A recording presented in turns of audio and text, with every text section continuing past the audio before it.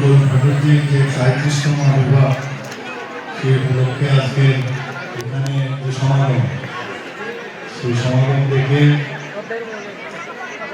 এক তো এখানে বন্দে পুরুষোত্তম লেখাটা আছে, তার সাথে সাথে নিজেকেও মনে হলো যেন একটা একাত্ম বোধের যে বিষয় সেটা চলে এসছে। এটা আমরা সবসময় যেটা বলি যে ঠাকুরকে স্মরণ না করে কিছু হবে,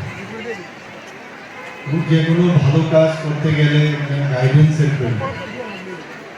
আমরা সমাজ সংস্কারের কথা বলি, সমাজ পরিবর্তনের কথা বলি। আজকে শ্রী অনুকূল ঠাকুরের যে ভাবনা চিন্তা, যে কথাগুলো উনি বলে গেছেন এবং সবকটাই কিন্তু সমাজ কল্যাণের কথায় বলে গেছেন। আমরাও সমাজ পরিবর্তনের কথাই বলি, কিন্তু কার্যত কিন্তু আমরা সমাজ পরিবর্তনে মনে হয় কিছুটা খামতি বা ঘাটতি থাকে। এখানে আসার পর যে স্পিরিচুয়াল যে একটা বিষয় যখন আমার ভালো লাগে, যখন ছোট ছোট ছেলে মেয়েদের এখানে দেখি, তাদের প্রয়োজন খুব প্রয়োজন। তারা কারণ 18 বছর থেকে 35 বছর এই বয়সটা কিন্তু খুব ভালনারেবল এবং এটা একটা হিউম্যান রিসোর্স। আমাদের মাননীয় প্রধানমন্ত্রীজি বলছেন যে এই হিউম্যান রিসোর্স হচ্ছে আমাদের আগামী দিনের ভবিষ্যৎ, এবং এই বয়সে যদি ঠাকুরের কাছে আসা যায়, ঠাকুর কি বলেছেন,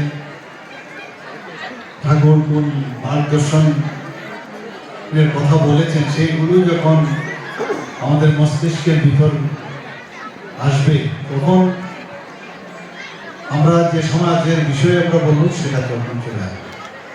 এই যে হানাহানি, একজনের প্রতি একজনের বিদ্বেষ বা আউট অফ দ্য ওয়ে চলার যে একটা চিন্তা ভাবনা, এটা আমি সবসময় বলি যে life should be in order, it should not be in disorder. ডিসঅর্ডারে যাতে না যায়, অর্থাৎ মানুষের তো জীবন জন্মালে তো মরতে হবে, কিন্তু এমন সব কাজ করতে হবে যে কাজে যেটা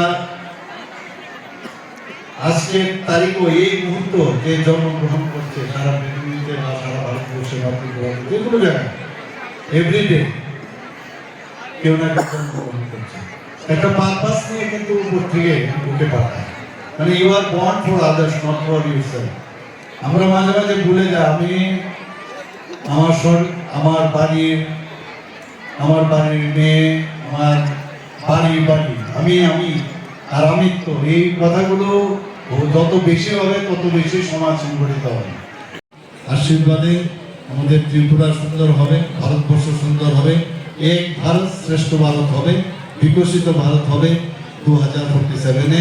সবাইকে এখানে উপস্থিত থাকার জন্য, এখানে উপস্থিত হওয়ার জন্য এবং আমাকে বলছিল কিছু বলার জন্য, আমি আর জানি না কি বললাম, তবে আপনাদেরকে আমি আমার অশেষ শ্রদ্ধা নিবেদন করে নমস্কার জানিয়ে আমার কথা বলা শেষ করছি। নমস্কার।